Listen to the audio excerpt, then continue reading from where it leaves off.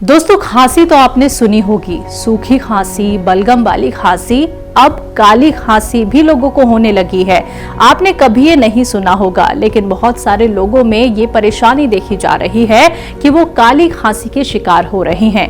ये हो क्यों जाती है, इसके पीछे के कारण क्या है और आप इसके लिए कौन सा नुस्खा अपना सकते हैं, कैसे आपको बनाना है, जानते हैं इस खास वीडियो में हकीम सुलेमान खान साहब से। हमारी जो बॉडी है उसके लिए जब जैसे हमारे पेट में कोई प्रॉब्लम तो हमारा पेट उल्टी या दस्त के जरिए अपनी गंदगी को बाहर करता है जी। हमारी आंख में प्रॉब्लम हो तो वो आंसू के जरिए, और हमारे फेफड़े में यानी लंग्स में प्रॉब्लम हो तो वो खांसी के जरिए अपनी तकलीफ दूर करने की कोशिश करता है। तो खांसी वाकई कई प्रकार की होती हैं, लेकिन उनको अगर आसान भाषा में कहा जाए तो एक तो खुश्क होती है जिसमें खांसी तो होती है लेकिन बलगम नहीं होता, और एक तर होती है जिसमें खांसी के साथ कफ भी निकलता है। तो ये दो किस्म की खांसियां हैं, और जब ये रोग ज़्यादा हो जाता है तो उसे काली खांसी कहने लगते हैं, क्योंकि वो फिर रुकती ही नहीं है। बहरहाल देखिए, इन्फेक्शन, फेफड़े का इन्फेक्शन, फेफड़े की वो गंदगी जो बहुत ज़्यादा जम गई हो और खांसी के रास्ते भी बाहर ना आ रही हो, तो कुछ ऐसी दवाएं देकर जो उस रतूबत को, उस कफ को पिघला देती है, तो फिर हम खांसते हैं तो बहुत आसानी से वो कफ निकल जाता है। अगर इन्फेक्शन हो तो इन्फेक्शन की दवाएं भी साथ में लेना पड़ता है। और ऐसी दवाएं जो गर्म होती हैं, और ऐसी दवाएं हमारी खांसी को बहुत फ़ायदा करती है, जिससे मैं अक्सर कहता हूँ कि खांसी में हमारे किचन में एक चीज़ होती है जिसे पीपले कहते हैं। ये खांसी बलगम के लिए बड़ा अच्छी फौरी तौर पर दवा है। जैसे एलोपैथ होता है, ऐसे ही एक चुटकी पीपला या पीपला मूल, पीपलों को पीपला मूल भी कहा जाता है, एक चुटकी लेकर और शहद में मिलाकर सुबह और शाम खा लिया करें, तो आम लोगों के लिए ये अच्छी दवा हो सकती है।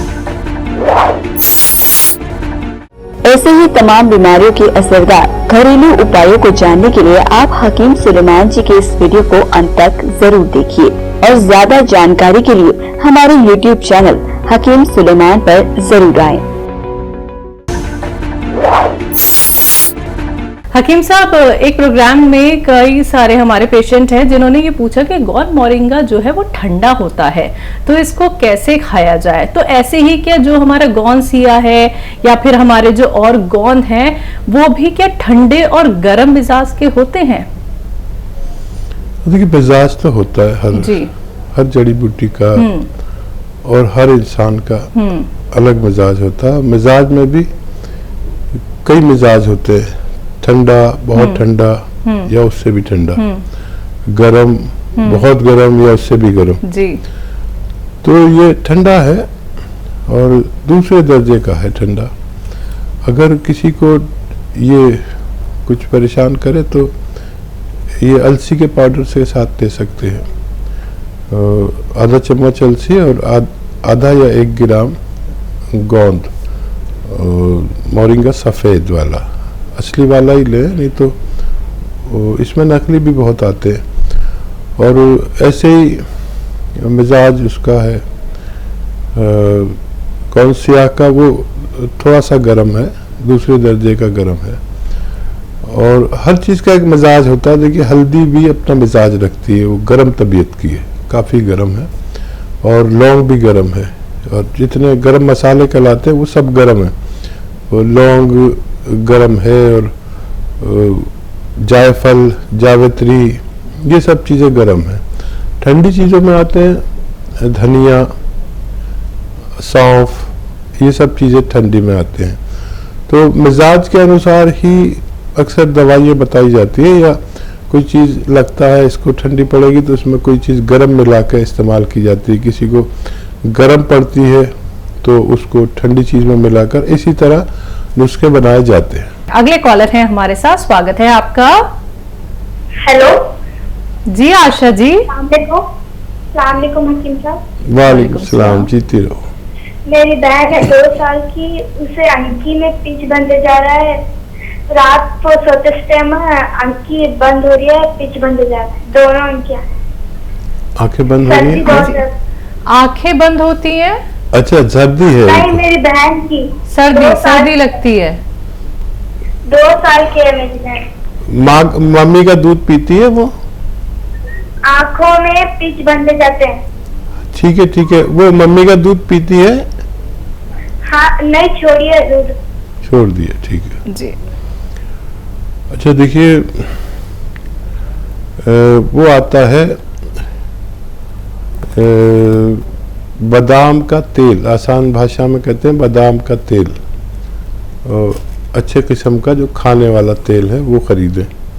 रोगन बादाम शीरी कहते हैं हम, मीठे बादाम का तेल। और जब वो दूध पीती है तो गिलास से या दूधी से यकीनन पीती होगी, तो 2-4 ड्रॉप बादाम के तेल के उसमें डालकर उसे रोज़ाना पिला दिया करिए, उसको फ़ायदा होना मुमकिन है। जी। नागपुर से हैं सुरेखा जी, स्वागत है आपका। जय हिंद, स्वागत सुरेखा जी का। मैं क्या बोली, उसी दिन मैं फोन करी थी, वो पेशाब में गांठ जमती और गांठ जमती ना पेशाब रुक जाता है, तो दर्द हो जाता है पेट में, ऐसा पेशाब में ऐसा रुकता। ठीक है। तो पेशाब वो कौन सी बीमारी है, क्या है, उसके बारे में ऐसा सीरियसली बताओ। ठीक है मैम। उम्र कितनी है आपकी? मेरे पति की है, वो है 50 साल की। ठीक है।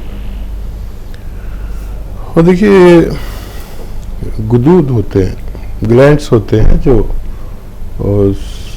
बड़े हो जाते हैं, उनसे ये परेशानी होती है पेशाब के रुकने की, और बहुत सी बीमारियां, तकलीफ से आना पेशाब, दर्द से, जलन से आना। तो आसान इलाज है, आप कर लें। एक चुटकी नमक जैतून लें और पानी में मिला दें। एक चुटकी नमक जैतून पानी में मिला दें, 1 गिलास में या 2 गिलास में। और अलसी, आप जानते होंगे अलसी क्या होती है। अलसी फ्लैक्सीड को कहते हैं। फ्लैक्सीड एक तिलहन में से एक अन्न है जो फ्लैक्सीड कहा जाता है इसे।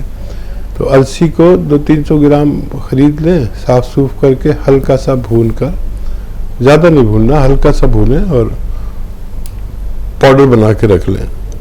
एक दिन में आधा चम्मच अलसी खाएं और 1 चुटकी नमक जैतून असली पानी में मिलाकर, इससे आप इस पानी को पी लें अलसी खाकर, आपकी ये समस्या अच्छी होना मुमकिन है। जी। नेक्स्ट कॉलर है दिल्ली से दयावती जी, स्वागत है आपका। नमस्कार मैम। नमस्कार मैम। नमस्कार भाई साहब। जय हिंद, स्वागत है हमारी बहन का।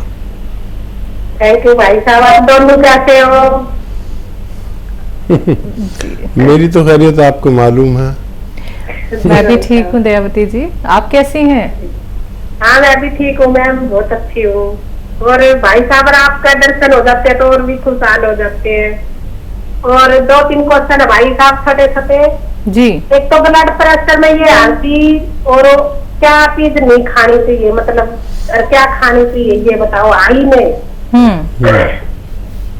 और एक जैसे अभी गर्मी आ गई तो गर्म पानी पीते, तो कई बार ना कोई अनुभव बता रहा था कि थोड़े विचलित से हो जाते गर्म पानी, तो अब गर्म नहीं पी के ठंडा पी ले, गोंसिया लेते समय जी। और भाई साहब, जैसे ये हम बता रहे थे हलीम को हम अपने चूरन में भी डाल सकते हैं। हम जैसे अच्छे लोग भी चूरन के साथ ले सकते हैं 100 ग्राम मिला के, तो वो ठीक रहेगा।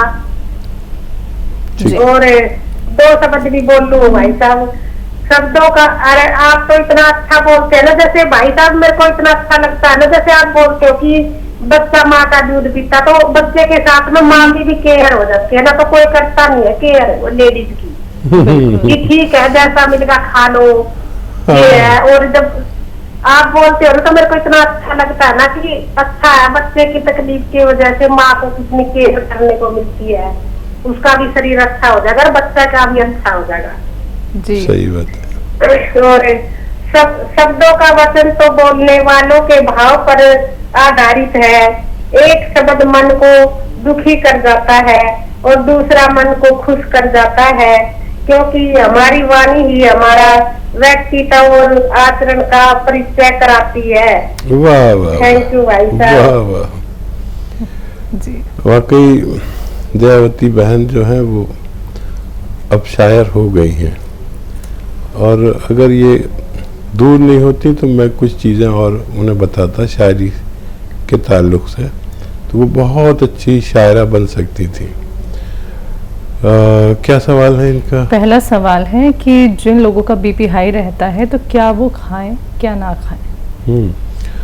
बहुत गर्म चीज़ें अगर खाओ तो बीपी और बढ़ता है। एक तो नमक कम से कम खाना चाहिए, नमक से बहुत तेज़ी से बीपी बढ़ता है। कॉफ़ी नहीं पीनी चाहिए, कॉफ़ी से बहुत तेज़ी से बीपी बढ़ता है। और गर्म फ्रूट खाने से बीपी बढ़ता है। ठंडे फ्रूट खाएं, अंगूर खाएं अगर चलते हैं उन्हें, अंगूर, संतरा, मौसमी, ये सब बीपी वालों के लिए, हाई बीपी वालों के लिए फ़ायदेमंद है। और लो बीपी वालों के लिए गर्म फल फ़ायदेमंद है, जैसे चीकू है, पपीता है, ये सब, अनानास है, तो ये उनको फ़ायदा करते हैं। और लौकी एक ऐसा सब्ज़ी है, लौकी, कि अगर ज़्यादा बीपी हो, बहुत ज़्यादा हो रहा हो और फ़ौरन कम करना हो, तो लौकी का जूस 2-4 चम्मच मरीज़ को पिला दें, हाई बीपी वाले को, तो फ़ौरन बीपी कमज़ोर पड़ जाता है। जी और हाई बीपी के लिए वही नमक, जैतून और खाने का सोडा दिया जाता है, तो इससे काफ़ी दिन में जाकर बीपी को फ़ायदा हो जाता है। जी और गर्मी जैसे कि शुरू हो गई है तो जो लोग गर्म पानी पीते हैं, ऐसा होता है हकीम साहब हाँ, कि हाँ, कुछ हो ऐसा जाते होता है। हैं दाने वगैरह? हाँ देखिए, विचलित, आपने जो शब्द का इस्तेमाल किया, गर्म पानी पीते हैं तो विचलित हो जाते हैं। हाँ, शुरू में विचलित होंगे, कुछ दिन तक एकदम बेचैनी हो जाती है, विचलित कहते हैं बेचैनी को। तो जब वो आदत बना लेंगे तो फिर गर्म पानी अगर नहीं मिलेगा तो विचलित होंगे। लेकिन इतना फ़ायदेमंद है कि मैं पीता हूँ तो यहाँ ऐसी लगा हुआ है और यहाँ गर्म पानी रखा रहता है, तो कभी कुछ खांसी आई या कुछ है तो मैं पानी पी लेता हूँ, या वैसे भी प्यास लगने लगे तो 1 घंटे में हम कुछ हिलजुल नहीं सकते, कहीं जा नहीं सकते, तो आप यकीन करें ऐसी में पसीने आ जाते हैं। कि ऐसा नुस्खा है कि अगर आदमी 1 घंटे पैदल चलता रहे या एक्सरसाइज करे 15-20 मिनट, आधा घंटा, तो जितने पसीने आते हैं खूब गर्म पानी पीने से उतने ही पसीने सर्दी में आ जाते हैं। मैं अक्सर पीता हूँ और ये एक फ़ायदेमंद और फ्री का नुस्खा है जो हमें बहुत सेहतमंद रख सकता है। जी चूरन में हलीम का इस्तेमाल पूछा है। हाँ, 100 ग्राम के रेशो से आप अगर बना रहे हैं तो 100 ग्राम ये भी मिला सकते हैं, ये और बेहतर फ़ायदा कर सकता है। जी शुक्रिया दयावती मैम हमारे साथ जुड़े रहने के लिए। अगले कॉलर हैं दिल्ली से गोपी चंद जी, एक बार फिर से हमारे साथ जुड़ गए हैं, स्वागत है सर आपका। मैडम एक्चुअली ऐसा है कि मेरे को थकन और घबराहट और धड़कन एकदम तेज सी होती है और कमजोरी महसूस होती है। मैम उम्र कितनी है आपकी? मैडम 33। ठीक है सर जी। देखिए, एक नुस्खा है और ये तीनों चीज़ों में फ़ायदा करता है और है मामूली सा। आपके एक तो उम्र ज़्यादा नहीं है और फिक्र बहुत मत लिया करिए, ज़्यादा फिक्र बढ़े तो भगवान पर छोड़ दें और अपना ख्याल रखना ज़रूरी है। 1 चुटकी नमक, जैतून एक विशेष नमक है जो ये घबराहट को, थकन को दूर करता है। एक चुटकी नमक जैतून असली लें और पानी में मिला दें, 1 गिलास में या 2 गिलास में। और आपके किचन में एक सोडा होता है खाने का, जो व्यंजन आप बनाते हैं उसमें अक्सर महिलाएं डालती हैं पकौड़ियों वगैरह में, तो ये 1 चुटकी सोडा भी डाल दें पानी में, मिक्स करके रोज़ाना 1 बार या 2 बार पी लिया करें और कई महीने तक पिए। आपकी ये तीनों समस्याएं में फ़ायदा होना मुमकिन है।